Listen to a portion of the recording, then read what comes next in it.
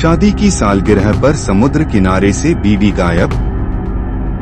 Helicopter से search में खर्चे 1 करोड़।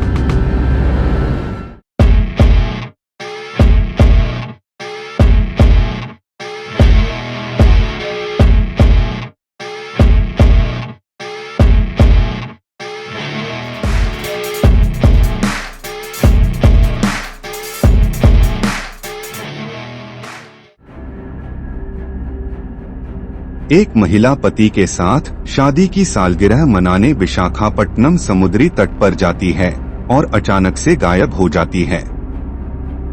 आशंका जताई गई कि लापता महिला लहरों की चपेट में आ गई होगी।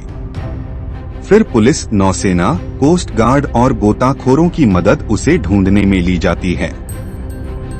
तकरीबन 1 करोड़ रुपए इस सर्च ऑपरेशन में खर्च हो जाते हैं। बाद में पता चलता है कि बॉयफ्रेंड के साथ वह नेल्लूर भाग गई।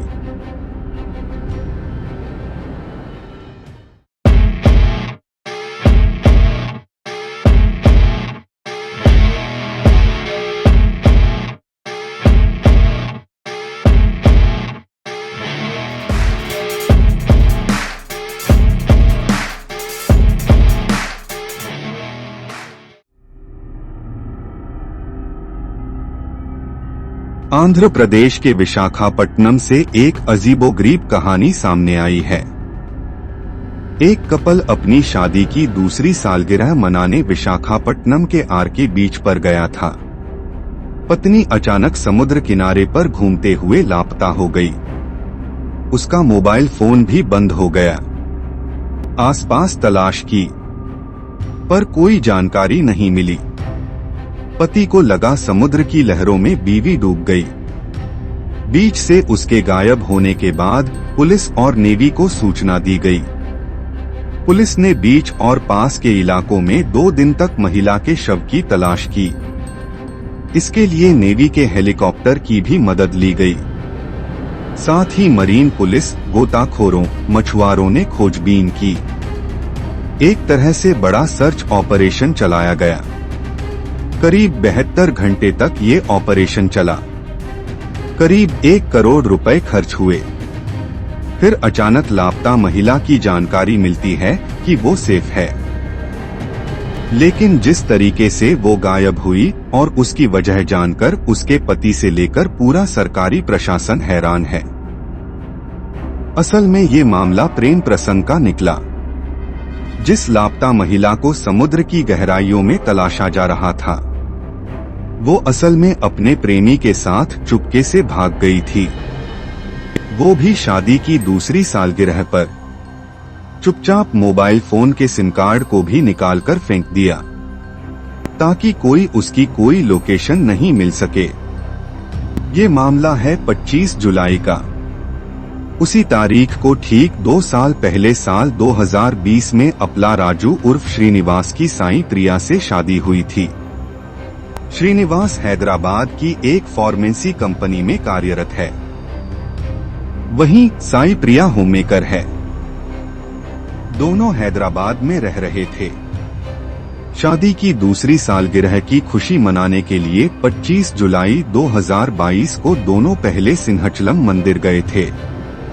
इसके बाद समुद्र तट पर घूमने आ गए थे। दोनों विशाखापट्टनम के रामाकृष्णा बीच पर घूमने आए थे।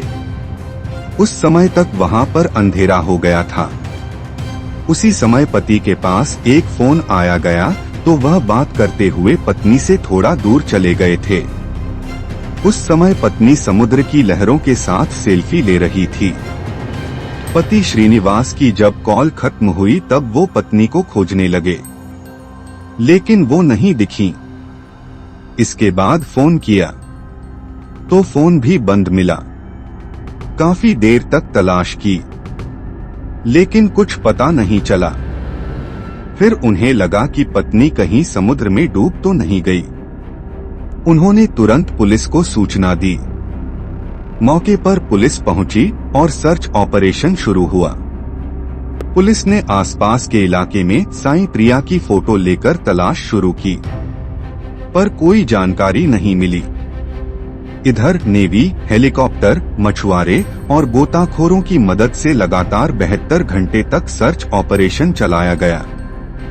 तब पता चला कि साईं प्रिया अपने प्रेमी के साथ आंध्र प्रदेश के बेंगलुरु के नेल्लोर में पहुंच चुकी है। इस तरह से जिस साईं प्रिया को मरा हुआ समझकर आखिर में उसकी लाश की तलाश की जा रही थी। इस तलाश में 1 करोड़ रुपए से ज्यादा का खर्च हो गया। तब पता चला कि वो जिंदा है, सुरक्षित है और अपने प्रेमी के साथ है। असल में साईं प्रिया ने अपने प्रेमी को पहले से समुद्र तट पर अंधेरा होने पर पहुंचने की जानकारी दे दी थी। इसके बाद जैसे ही मौका मिला वो प्रेमी के साथ फरार हो गई। इसके बाद तुरंत फोन से सिम कार्ड निकाल दिया और सोशल मीडिया अकाउंट को भी डिलीट कर दिया। इसके बाद ट्रेन में बैठकर प्रेमी के साथ नेल्लोर पहुंच गई। वहां पहुंचने के बाद प्रेमी के फोन से अपने माता पिता को मैसेज भेजा कि वो सुरक्षित है और अपने प्रेमी रवि के साथ नेल्लोर में है। करीब 72 घंटे बीत जाने के बाद माता पिता को ये भी बताया कि उसने रवि से शादी कर ली है और उसे कोई खोजने का प्रयास नहीं करे। ये भी लिखा कि अगर कोई उसकी लोकेशन का पता लगाने का प्रयास किया और उस तक पहुंचा तो वो अपनी जान दे देगी। इस बारे में परिवार के लोगों ने श्रीनिवास को जानकारी दी। तब सर्च ऑपरेशन को रोका गया।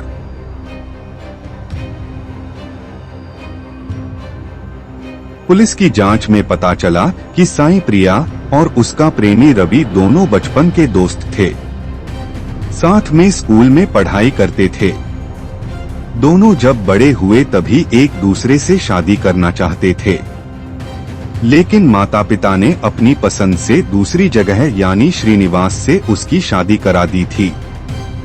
इसलिए वो मौके का इंतजार कर रही थी और शादी की दूसरी सालगिरह पर अपने प्रेमी के साथ भाग निकली।